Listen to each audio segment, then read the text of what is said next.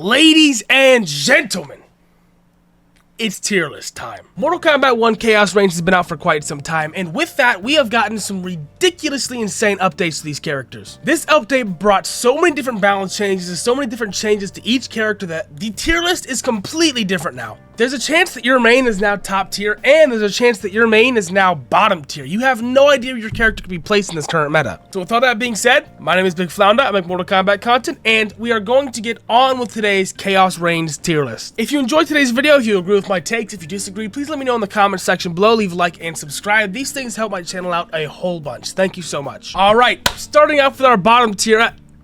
What are you doing in there? Get out of there! Starting with our bottom tier, we've got what I think is probably the worst characters in the entire game, and I'm going to give you my explanations for each and every single one of them. Baraka is bad right now. Baraka's been not the best character in the game for a while because he's gotten nerfed. His cameos have been nerfed, but this recent update has made him completely useless. If you guys don't know this, they added a new move to the Jax cameo that basically allows him to walk on the screen, gotcha grab your cameo, punch your cameo in the face, and your cameo can no longer do anything. Why is this a big problem? Well, Baraka's entire playstyle revolves around that. So now, you're completely countered by a single cameo in the game, on top of you not already being one of the worst characters.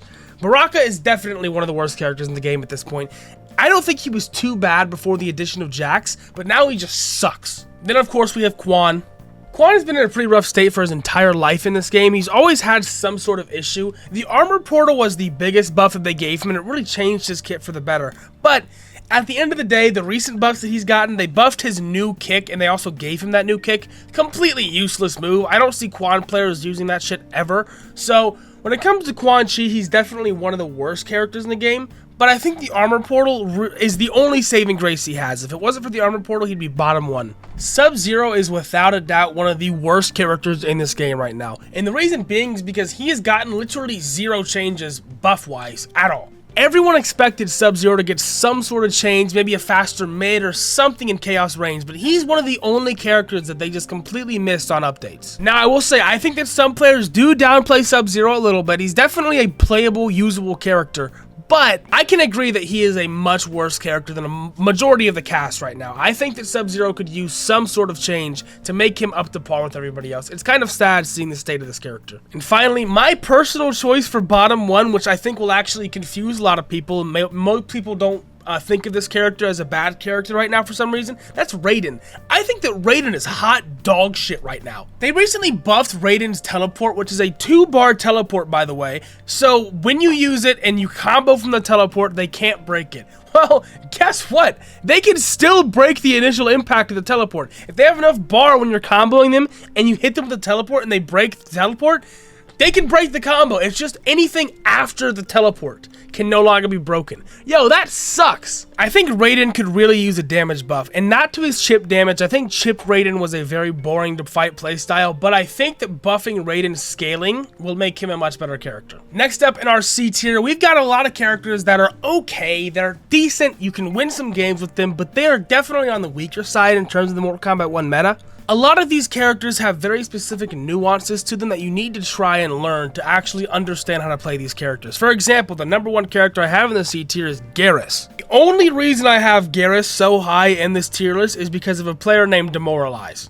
Demoralize is basically the Mozart of Garrus. He has revolutionized this character to a point that no one else in this industry has. If you're struggling with Garrus at all, I'd recommend, if you haven't heard of this guy, look into his content because it makes Garrus a much better character. I'm not saying that he's a great character, I'm not saying that he's top tier, but Demoralize makes this character look top tier. Next we have Kung Lao. I know most of you are kind of confused. Kung Lao, I honestly had him kind of high on my old tier list, and the only reason he was so high on my old tier list was because he had a safe armor. Guess what? That's gone now. That safe armored launcher is now gone out of his kit, meaning that Kung Lao is a much worse character. The only move they gave him to compensate for this was like an aerial hat throw. And I'm not gonna lie, Kung Lao's not a zoner. It's not very useful unless you zone with him now. I was very surprised to see such a harsh nerf on Kung Lao because I didn't see this character too often in tournaments. He's kind of an annoying Combat League stomper because of the armor spam, but that's pretty much gone now, and all he can do is throw projectiles at you. You play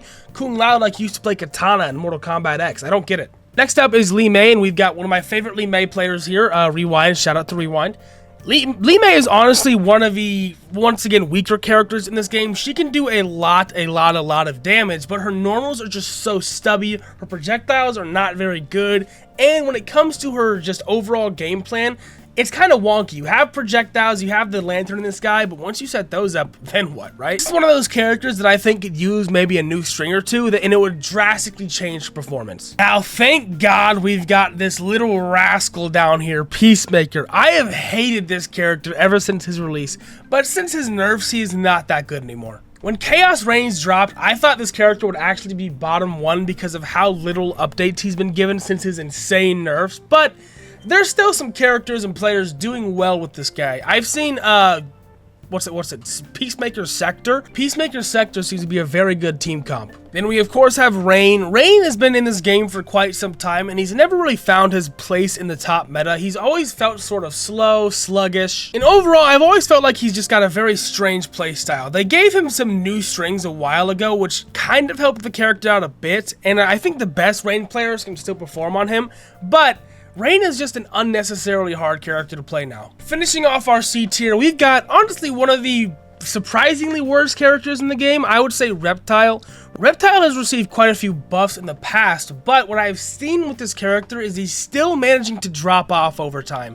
The other buffs that the cast got this update kind of outshine Reptile, and he didn't get anything this patch. I will say the invisibility and the teleport cancel are very good tools, and good Reptile players can make use of them very well, but I would be lying if I'd say this character is anything better than a C tier. I think that he could still use maybe a bit more speed or maybe some sort of update to his character that just helps him out a bit, but he's definitely not in the mid tier yet. Now we've got our B tier. This is the mid tier where a lot of characters are very solid. They don't need anything. If they got a buff, that'd be great, but they're very solid characters. First up on the list is Melina. I think that Melina is a very solid character to this day because of 3 things. The first thing that I want to point out about Melina that I think makes her a very good character is the ball roll. The ball roll is quick, it is a very good anti-zone tool, it is a launching, meterless launcher tool.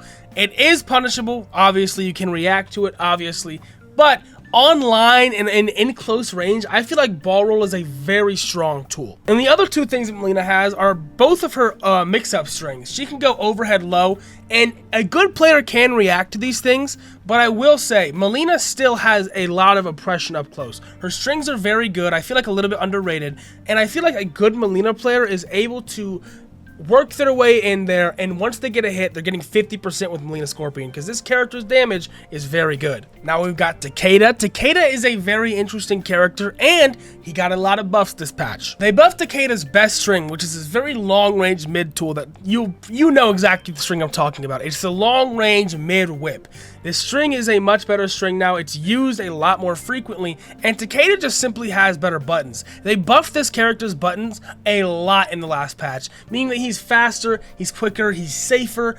It feels like all of the issues that Takeda had beforehand are now kind of fixed. He doesn't feel as crazy as he was in MKX, he doesn't feel like he's throwing lightsabers around and shit, but Takeda is definitely a very solid character in today's meta. Next up is our first newcomer of the day. We've got Noob Saibot. Now, Noob Saibot is a very solid character. He's got so many options that he can just throw out there. He's got good zoning, he's got decent strings. The one issue and the one thing that he lacks on the most, though, is pokes. A lot of Noob Saibot's pokes could be considered on the slower side, and they have some decent range to them, but like I said, they could be considered on the slower side. He also has a very shitty armor move. Like, I would honestly never use this move, like, ever. It's so bad.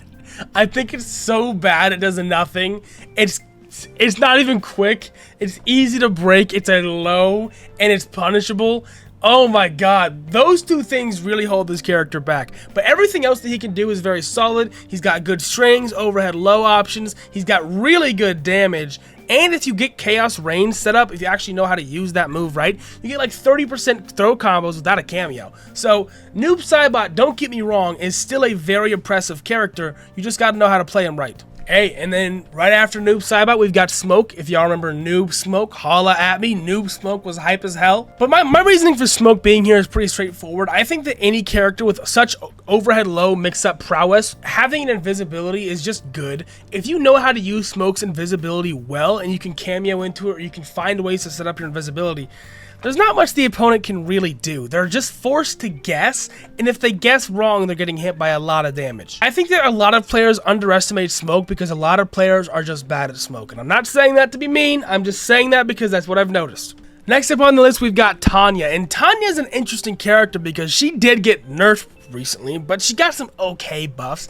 I don't think that Tanya is a horrible character anymore. I've got a friend, Revit Leafing, who is absolutely insane on this character to this day and uses the parry like no tomorrow. I think that a parry really separates good Tanya players from great Tanya players. If you can use the parry to your advantage, you can do some crazy shit in this game. But I will be honest, the armor nerfs were pretty big, the mid nerfs were pretty big, and Tanya is not as annoying as she used to be. And in my opinion, good. This character was kind of stupid, brain dead because of the armor, and now Tanya takes a lot of thought power to play. So Tanya players have a lot more respect in my book because of this update. Next up in B tier is Katana. I used to put Katana a bit higher, but I think that as some of the characters on this list are, over time their power just gets a bit weaker. Now Jax did get a buff, and Katana Jax is a very good team. However, I think that people are just finding out how to wait for her armor, and they're just hitting her so she can't get those armor wake ups all the time anymore. I think the Katana, like most of the characters in this list, are very solid and doesn't really need any changes. I've seen Katana players all saying that Katana needs a buff, and anyone who doesn't play Katana saying that she needs a nerf. That's where you want a character to be, right there. That's a perfect spot. My B tier is Reiko. I think that Reiko is honestly not that good anymore. He used to be, in my opinion, like A tier top 5, but they've kind of just been throwing him to the side. He hasn't gotten any changes whatsoever apart from his command grab nerf a while back, which is very interesting. I think that as players are adapting, they're learning how to fight Reiko players a lot easier, and I think that a lot more characters have anti-zoning options now, so if a Reiko is spamming projectiles, you can usually get close to them and punish them for it. But like the rest of the list here, I think that Reiko is still a very, very solid pick. If anything, he might even be an A tier pick. I should put him actually towards the top of B tier. I should change the order there. This isn't really ordered, it's just kind of, I just threw these shits on there. And that moves us into our A tier. Speaking of ordered, I actually did order this one a little bit. I have Johnny at the top of A tier because Johnny Cage is still one of the best characters in the game. I don't think that he breaks that top 5 mold just yet, but he is right there, man. This is one of those characters that's been nerfed and nerfed over and over again, and yet still stands the test of time at the top of the leaderboards. A lot of players are still playing Johnny Cage. He's still super safe, has overhead low mix-ups, has great damage, has great setups. This is just a character that you want to play. If you want to pick him up, he will always probably be good in this game. And honestly, I think that him being in this spot at the top of A tier is pretty good for him. I think this is a great spot for Johnny Cage to be. Next is the character that used to be complete dog shit, and that is Scorpion. Scorpion is obviously one of the greater characters in the game now because of the addition of 2 things. That is Pharah, and that is the back 3 buff. The back 3 buff that allows you to special cancel off of that giant long range back 3 low move that Sonic Fox just did. What a crazy buff. That buff completely changed the trajectory of Scorpion's character in general. I honestly was considering putting him top 5. I just think that the characters in top 5 are just so strong that I couldn't do it. But still, Scorpion is a very, very strong pick right now.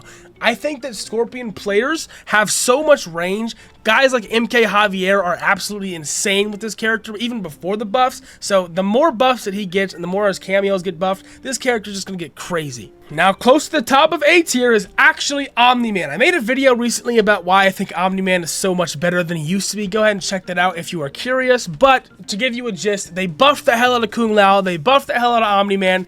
What a match made in heaven. And right below Omni-Man, we've actually got Sector, another newcomer, one of the more fun newcomers. I think all the newcomers are incredibly fun, but Sector is very popular among the cast. I think that Sector Motaro is just such a strong team right now. I've seen so many players do some absolutely crazy armor teleport shenanigans with this stuff. Sector's flamethrower is very active and has a lot of range to it, so it's just a great armor move. Sector also has some very impressive zoning, high damage combos. I mean, Jesus, Zombat's doing over 54% over here and then she can just go into missiles. It is ridiculous how much damage this character can do if you understand the optimal Sector combos. I think that Sector is going to be one of the greater picks in the game in Kombat League because she's kind of simple to play. She's not very difficult to understand at first, and once you do understand her, the damage you get from this character is asinine. And we've got Big Daddy Shao. General Shao is just a great character in this game. He's been a good character in this game for a while, I feel like. He's just got those overhead low mix-ups once you put that axe down. He is so scary to fight. The overhead low is so ridiculously horrifying to go against, no matter who you're playing, because it just feels like unblockable sometimes when you're in a corner. Plus, he's got an armored command grab when that axe is down. I mean, armored command grab, need I say more? Right after Shao, we've got Ermac. Ermac is honestly one of the more underrated characters in this game. He has got ridiculous buttons. He's got one of the best mids in the game with back 2-4. He's got one of the most insane gameplay mechanics in the game with his buff. You put that buff on and you just take 0 damage to your health. It all goes to your meter. He's got really good overhead low mix-ups because you can float in the air and then either use your 2-bar or just go for an overhead punch. And he can cancel out of each and every single combo string to just keep his pressure up the whole game damn near. Ermac is a very underrated pick, and I think he's a lot of fun in this game. If you want to pick up Ermac, I'd recommend it. Next up on the list is Liu Kang. Liu Kang is an incredibly solid character. He's always been solid in almost every Mortal Kombat game. This one is no different. They added a new string to him that really makes his game plan feel a lot more solid off the launcher string, I believe. So you don't have to go for an unsafe move. Now you can just use that, stagger them, and hit them with a lot of big damage. I've heard from Liu Kang players that this one change feels incredible, and it was honestly all that Liu Kang needed. Now he's a very solid character. He's got great zoning, he's got great armor break, he's got great strings. Liu Kang is just a very skill-heavy character. And speaking of skill-heavy characters, we have a character that was just recently mega buffed and has some very unique buffs, Shang Tsung. The new version of Shang Tsung is crazy. You can turn into whatever your opponent's cameo is and just get a lot of damage off of it. And not gonna lie, really good change. It is really cool, it fits the character perfectly, and almost all of the cameo moves, except for like Chameleon, are pretty useful. Now, I think it's important to keep in mind that Shang Tsung is one of the more zoner-y characters in the game. He's very Fireball-esque, but this new buff basically allows him, depending on the cameo the opponent is, to change up each and every single one of his strings to do different things. For example, if the opponent has a Farah cameo and you use it, you get like a tick throw in the middle of your things that can combo if you have a cameo like Movado. It is ridiculously good. So Shang Tsung players rejoice, you guys have actually been buffed and it matters. I feel like Natara is kind of old news. Everyone knows how broken that she was ever since they buffed her. She is just a really good character, especially with Farah. She's very quick, she's always in the sky. The only thing that holds her back is her health. Having 950 health as a base is just not that good. I believe it's 950 at a base. It might even be 900. This character is just so weak. But it kind of makes up for it because she's a Marvel vs. Capcom Dragon Ball FighterZ character. She just flies around the sky like it's nobody's business. So, it's kind of a good trade-off. Now, capping off the A tier, we have Ashura. Ashura hasn't really gotten changes that much in a minute, so I think that she's just sort of, like most of the characters in this game who haven't been changed in a minute, slowly dropping off over time as players learn how to fight them. Ashura is getting up blocked more often. Ashura is getting blocked low more often. You're seeing how to beat this character way easier, and you see a lot less Ashuras in Kombat League. I think this character is countered right now, or at least people are learning how to counter her a lot better.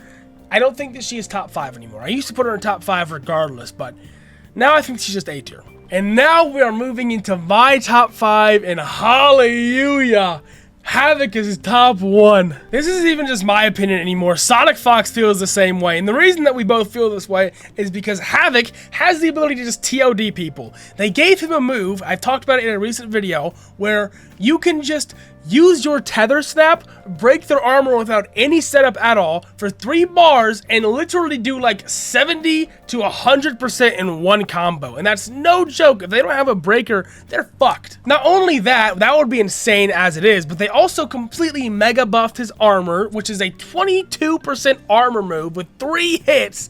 They completely mega buffed his aerial options by giving him this like pseudo dive kick overhead move that launches if you fucking enhance it.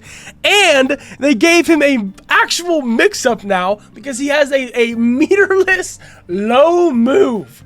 What are we doing? I'm a Havoc player. I refuse to play him right now because of how stupid he is. And honestly, I've been playing the new DLC characters. That's a big reason. But oh my god, this character is dumb. I've been playing him for so long, and I can tell you right now, he needs nerfed. What I would do is I would make it so his tether no longer breaks armor and make the scaling just a little bit worse. If that happens, he'll go back to like A tier, B tier, be very solid, very fun, and just a much more rewarding character. Right now, he is brain dead. Now, top 2 is Brokelander. Homelander has been very good in this game for a while. Homelander Pharah, I think, is just still a very strong team. The mix-ups are very good, and the best of Homelander players are going to be excelling in Combat League still to this day.